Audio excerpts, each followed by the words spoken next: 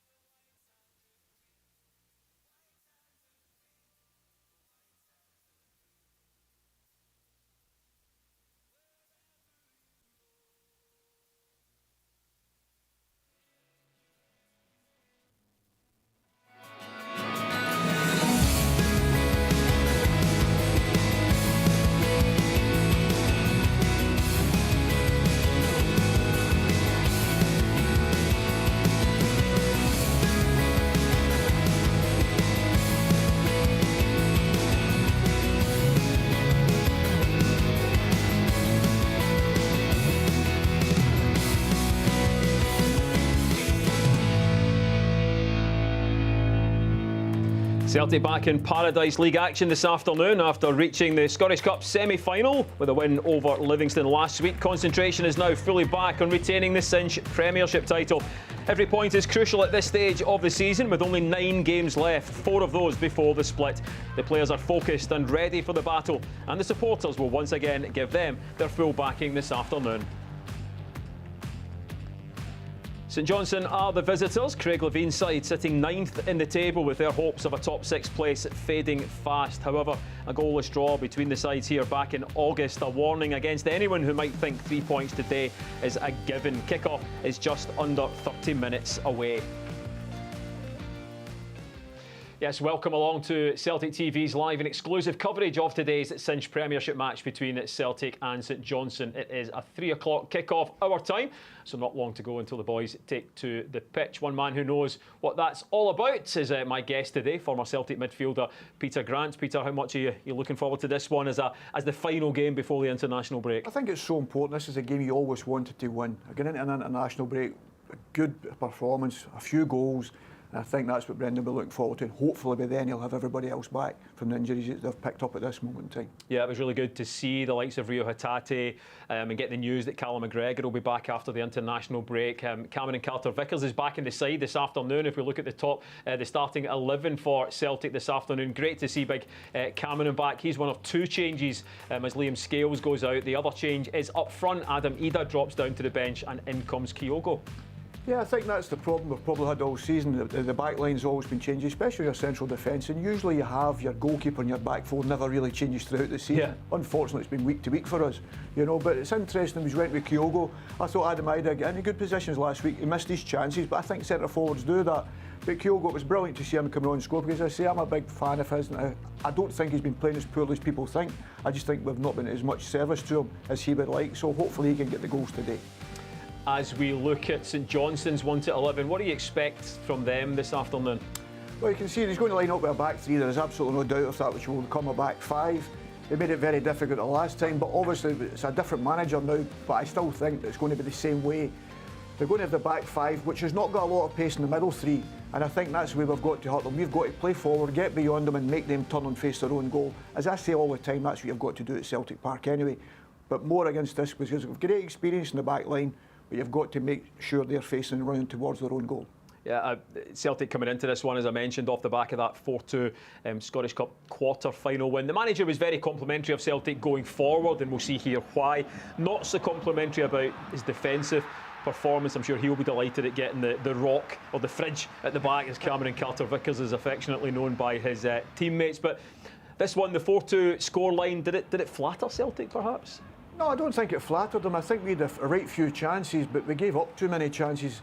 And as long as there's only one goal in it, as there was at certain times in the game, you give away set plays, they get bigger as they went along. And listen, Celtic are playing against this every week here at home. The teams you play against, whether it's Kilmarnock, whether it's St Johnstone today, Livingston, as long as they stay in the game, they will keep fighting. I think defensively we were very weak at certain 1v1 situations, and that's the one thing that Carter-Vickers is excellent at. The 1v1 situations he's very, very good at. Hopefully his calmness coming into the back line. Joe Hart's had big saves at important times as well, but we managed to score the goals. I thought Dyson Mieda and Kuhn, especially in the first half, both of them were excellent. Got forward, got balls in the box, and we'll need to do that today. And I was delighted that Kyogo got his goal. Everybody was looking offside, but it's the timing off the run from him gets him in and gets the opportunity, and hopefully we can see that today. Yeah, I mean, you mentioned about defensively. So often, because Celtic have the ball so much in games domestically, that the defenders can dictate the pace of play. We know that Brendan Rodgers likes to move the ball quickly, and so often it's the defenders who can start that with their pace. Does Cameron naturally bring that to the side? Because even though we know him as being a really solid defender, he's actually a really good ball player, and he's always wanting to get forward. Listen, you don't want to change that, the way they play, getting on the ball and moving the ball and passing into midfield quickly. The problem is, if you're split to play and you give the ball away, and I felt a few times last week we gave the ball too square at certain times, which left us wide. Even a clearance, the 2 centre-halves were too wide then, because their centre-forward plays through the middle, and that gives up opportunities. But I think Carter-Vickers, with his experience, his understanding that, and his pace, people don't realise how quick once he gets going, and his 1v1 duels, he's very, very strong and very, very difficult to beat. But I think just his presence being on the pitch, no matter who he plays with, he makes them better. Yeah. And I think he can organise it, because even Alistair Johnstone, with his experience, he was caught too wide in the first goal and the ball's up the inside of him, and people were blaming the two centre-backs. I think Alistair was trying to read it going to the wide player. You don't do that as a defender, you make sure the ball goes outside, and I think someone with Carter Vickers' experience wouldn't have allowed Alistair Johnstone to do that. Well, he's alongside Stephen Welsh in the heart of Celtic's defence this afternoon. I mentioned at the top of the programme that 0-0 draw here against St Johnstone back in August to guard against any complacency. You mentioned that they've got a different manager now, yep. Stevie McLean back then, Craig Levein now. Do you think that this might be the kind of performance that they might look back on and think, right, how did we get that result that day?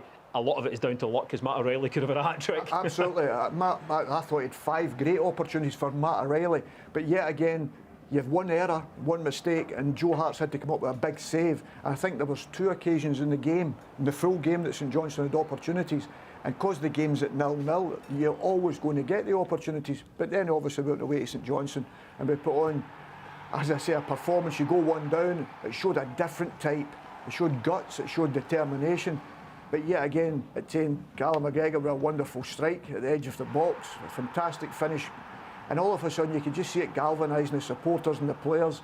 And obviously we go further forward, Matt O'Reilly, a wonderful strike with his right foot, you know, which is unusual for Matt in that respect, but what a wonderful strike. And it was a big 3 points. But then again, at 10, a Joe Hart save to keep us equal. Yeah. But the interesting thing for that is we go straight up the pitch from turning the ball over. Yeah, we've not really had a real comfortable game against St Johnstone despite a 3-1 win here. Exactly, and as you say, it does great here, and we get forward. Awata does well picking the ball up, and you can see he releases a pass at the right time here across to James Forrest, and it's not an easy finish with James. James takes it, I think it's with the outside of his right foot, and smashes it in. Then you're comfortable, but there's only seconds left, I think, in the match. You know, we'd like it to be a wee bit more comfortable today. Yeah, we're hoping for a comfortable victory this afternoon. Time for a feature interview now, and it's always great when a youngster makes a step up from the B team to the first team and grabs that opportunity with both hands. 18-year-old East Kilbride kid Daniel Kelly is the latest in a line of young Celts to get his chance. That cracking goal against Dundee in the recent 7-1 win. He's loving life under Brendan Rodgers, as he told Celtic TV's Dylan Docherty. It's a goal! Oh, wonder strike! And a wonderful goal from the teenager! Daniel, we're here at Lennoxtown. It's of course the home of the Celtic first team. You are now an established member of that team. I imagine it's been a bit of a whirlwind for you. Just tell us, how's it all been breaking in to the Celtic first team? Nah, it's been brilliant. Obviously it's great to be up there and getting opportunities. Working with that group of boys in that environment every day is excellent, and it helps me. It's beneficial for me and will help me in the long run, but it's been brilliant. Tell us about the journey, Daniel, as a kid, going through the academy, all those under 12s, 13s, and getting into the B team, and then eventually making your debut. Tell us about that journey and what it's like to be a Celtic player coming through the ranks. Yeah, also I came through as a young kid and stuff like that, through the academy, went through the school programme and stuff. You just enjoy your football as much as you can when you're younger, and you go through the age groups, and then through the school programme I was a ball boy as well, so it's brilliant just watching these players week in, week out, and it's a dream to also make your debut, and I've done that thankfully, and now it's just time to keep going and get as many appearances as I can. Brilliant. I imagine, you know, being a ball boy, you're close to the first team. I remember Callum McGregor used to be a ball boy as well. An Aberdeen game in 2008, he's actually pitch side for one of the goal celebrations. You would have been in a similar situation. What memories do you have as a ball boy then? There's quite a few to be fair. I love the Champions League nights and stuff like that. Main one was the 2-1 at home against Rangers. James Forrest scored the winner, I'm sure it was, but it's behind the goal that day, and it was mental. That journey that you've just spoken about, Daniel, is there any people around the club that's been really instrumental in your development? I think all the coaches throughout have been brilliant and great help. Also Darren and Mick in the B team, been there for about a year or two, just coming through and stuff, and they've been great doing stuff with me after training and helping me out in small details of my game to try get me to that next level. And obviously I'm up training every day, and I'll do specific stuff with Gavin Strachan after training and go over my clips with him as well, which is beneficial to my game and helps me. Excellent. You sound like you've really got your head screwed on, Daniel. You went back to if we go back to pre-season, I should say, you went out to Portugal, you went to Japan. Really life-changing trips, especially the one to Japan. How was that experience for you? That was brilliant. I came back in pre-season. I worked hard in the off-season, came back in, I had good condition and stuff, and got the opportunity to train with the first team for the first time. And ever since then, I've not looked back. I've just kept on working hard, and I was fortunate to have the opportunities to go, obviously in the pre-season with the first team, and I enjoyed it, and it was a good experience. Played a couple of games out there as well, so it was excellent. The manager's really been known for nurturing young talent in his career, Brendan Rodgers. What's it been like to work for him? I imagine you grew up watching Brendan Rodgers' Celtic teams. Yeah, it's mental just going through like the academy when I was younger, and you're watching him manage these teams when I'm coming through, and to work with him, it's excellent, and I'm thankful he's gave me that opportunity.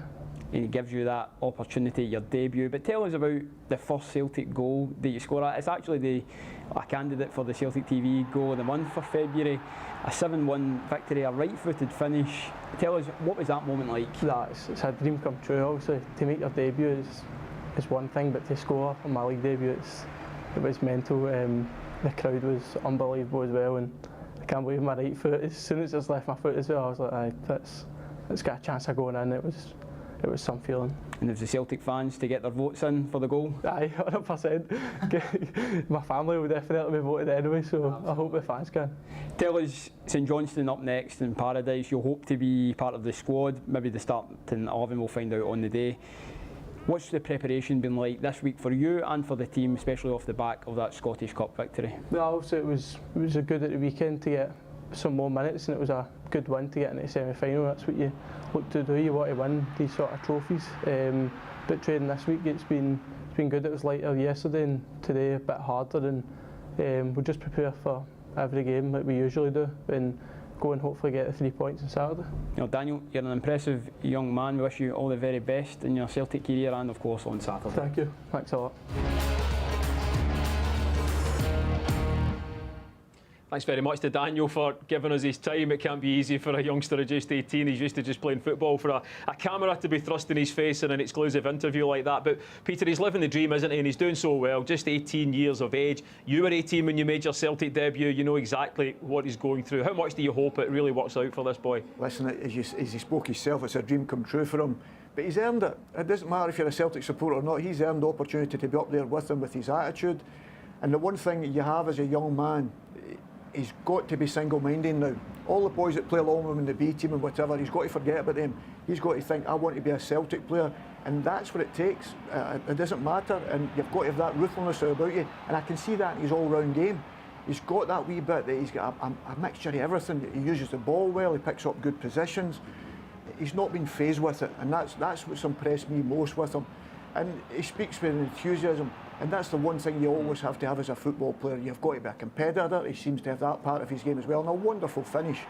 And as I say, it's his league debut, he says. So I know. I'll hope these dreams. And such a great work ethic as well. And I know Brendan Rodgers is really, very much of the opinion, if you work, the saying, hard work beats talent when talent doesn't work hard. Yeah. It's all about working hard, and Daniel is reaping the rewards of that, and he's on the bench this afternoon. He may get on at some point. Talking about players who might be able to turn the game in Celtic's favour, Daizen Maeda, he's a bit of an enigma to some Celtic supporters, because you never know exactly how he's feeling.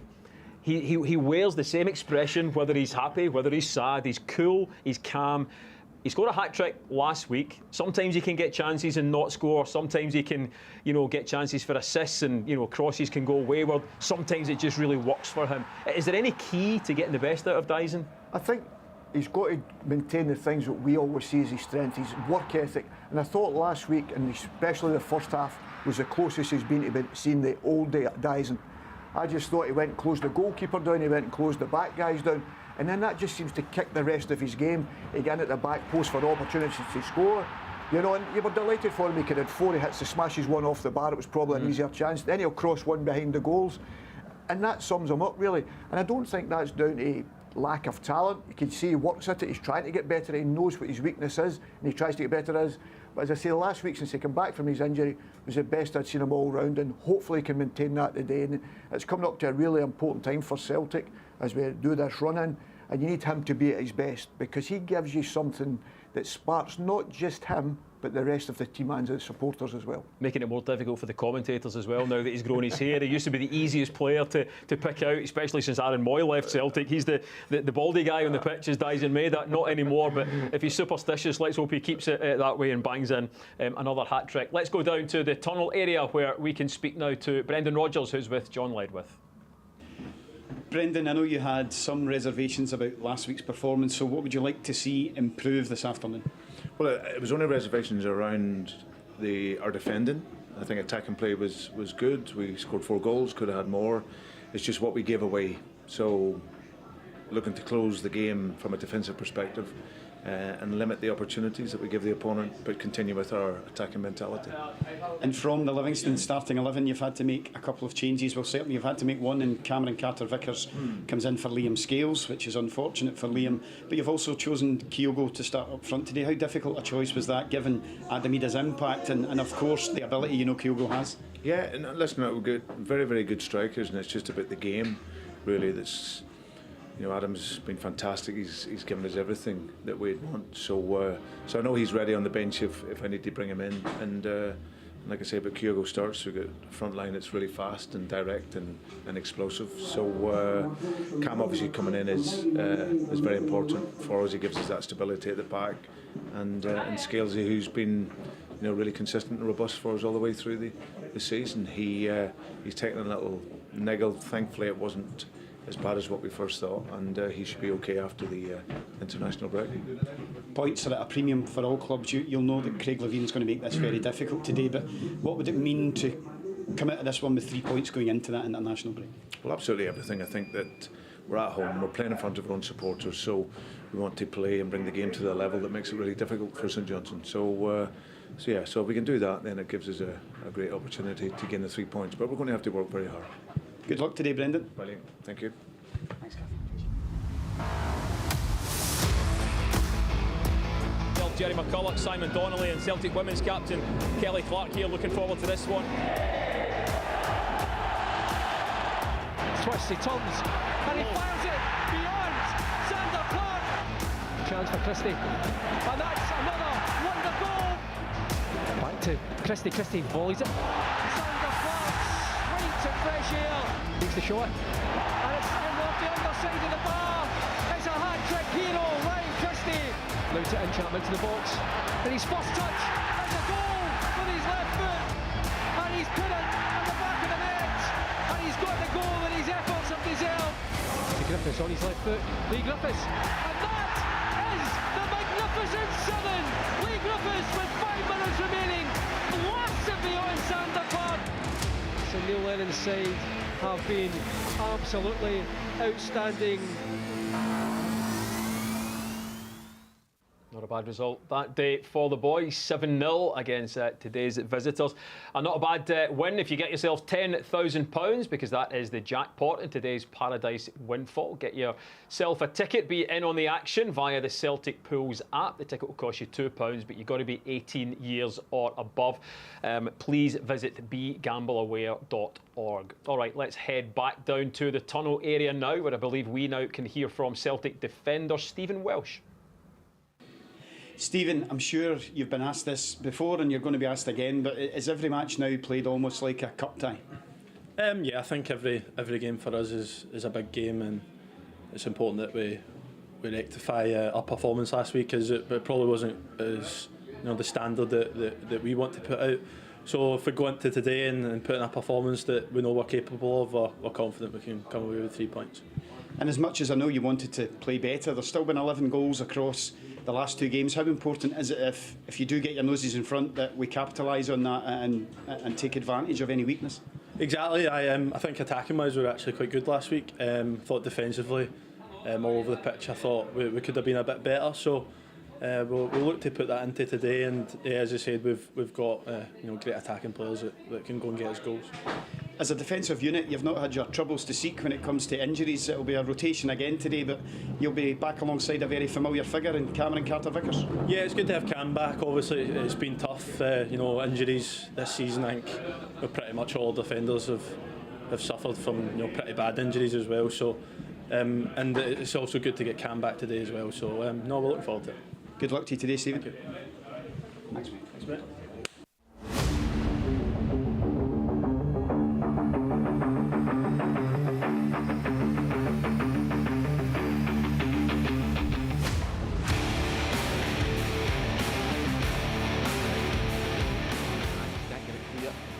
Ross with the ball, the shot from the edge of the box, and the opening goal for Celtic. From the left foot of Natalie Ross, she finds the top corner, and Celtic have the lead here against Hamilton Accies.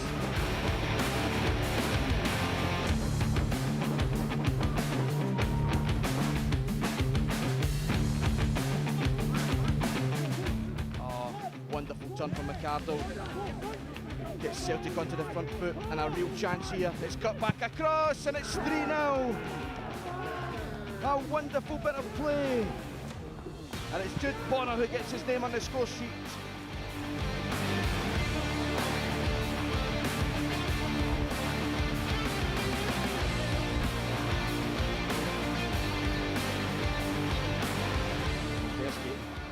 Chases the ball once again on the right-hand side. Gallagher's made a wonderful run. She's picked it up. She's cut it back. Tash Flint with the chance. She's back in the hoops, and she's back among the goals.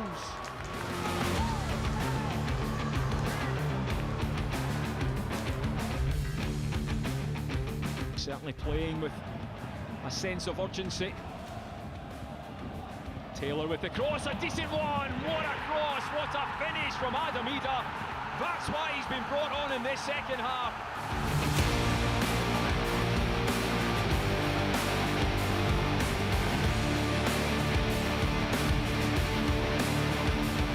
Ida cushions it out wide to O'Reilly. Right hand side, knocks it through into the box to Maida. Maida turns on his left foot. Oh, it's a glorious goal! So simple, but so special.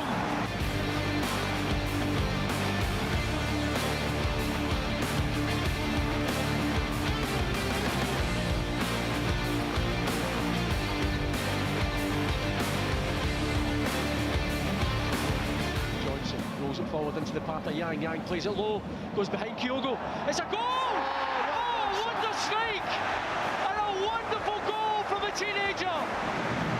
He's a left footer, but he hit that with his right foot, and there was nothing that Carson could do about that.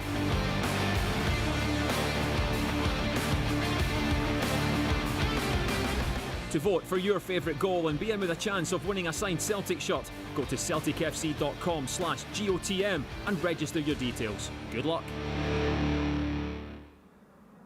Yeah, good luck indeed. Today, Celtic Football Club welcomes some very special guests to mark the European-wide Centre for Access to Football in Europe, or CAFE, Week of Action, promoting the importance of access to football and society for people with disabilities. People with any form of disability should have the right to enjoy football, sports, and all forms of entertainment in the same way as everyone else. This applies to football at all levels. And so today, in advance of kick-off, the players of both teams are going to be joined by some young supporters from both teams to promote access for all. And you can see some of those representatives being interviewed by John Ledwith on the pitch just now. So that happening before kick-off when the teams come out, just a couple of minutes before that. Peter, we saw goal of the month there, a few of those goals from that Dundee game. That just showed that when the players are clicking and these supporters can feel it, then special things can happen. Is it the kind of thing that we'll know within the first 5 or 10 minutes? Yeah, well, I think obviously the Dundee game was the first time I'd seen, and I'm always talking about it on here, is played forward quickly, got crosses in the box, created chances. If we scored 7, we could have been more. And I just think the more balls that get in the box, the better we look. The more balls we pass forward quicker. And it'll be interesting playing with 2 right-footed centre-backs today for the first time, because Liam Scales has been outstanding. As I say, will it make them force to pass the ball quicker forward? Hopefully it does, because I think then we have the players from middle to front, especially against this back line, who I don't think are the quickest. We've got to get beyond them quickly.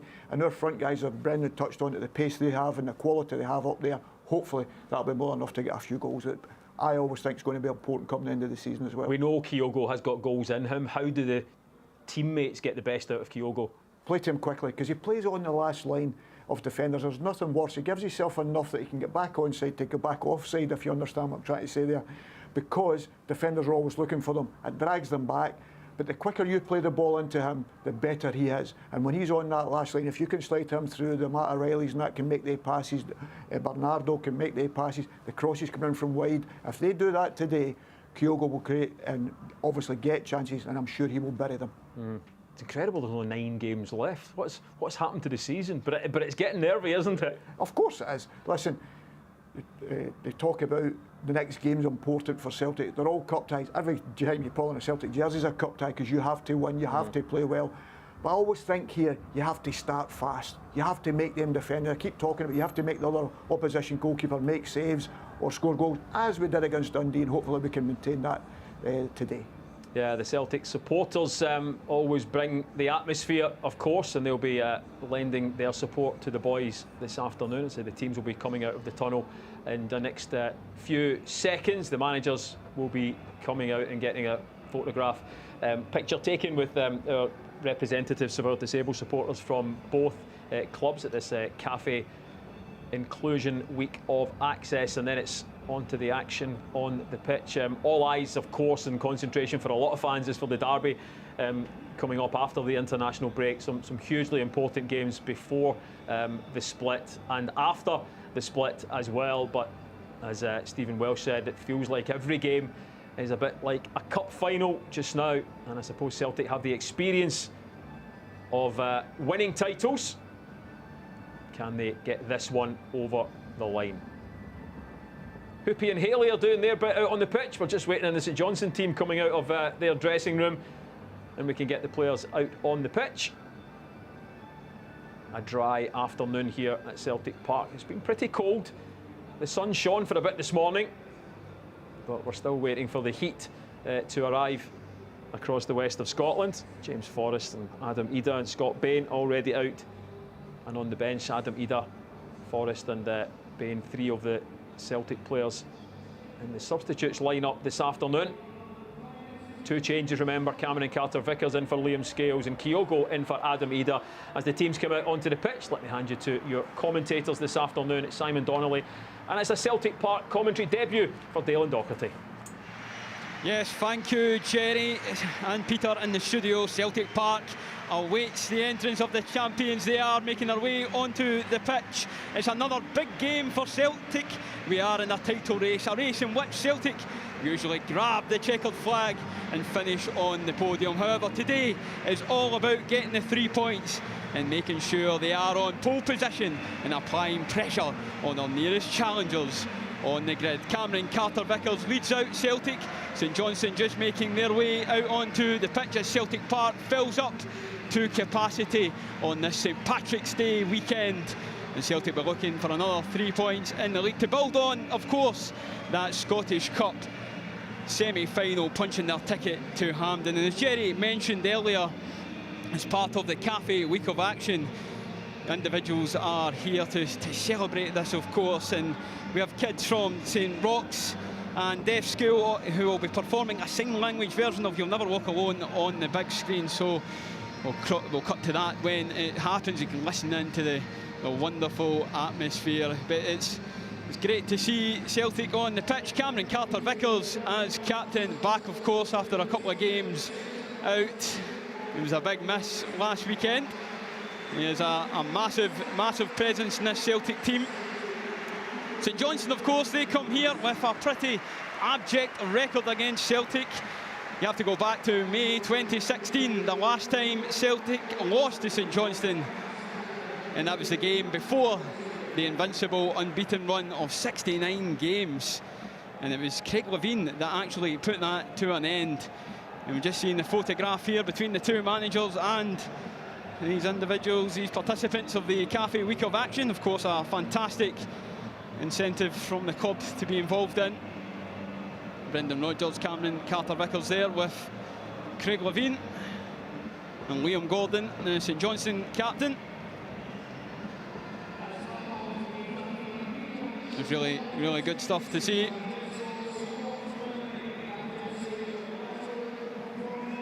You'll Never Walk Alone is about to be readied and to be sung around Celtic Park. And we'll just have a listen in to the atmosphere at Celtic Park as You'll Never Walk Alone is sung.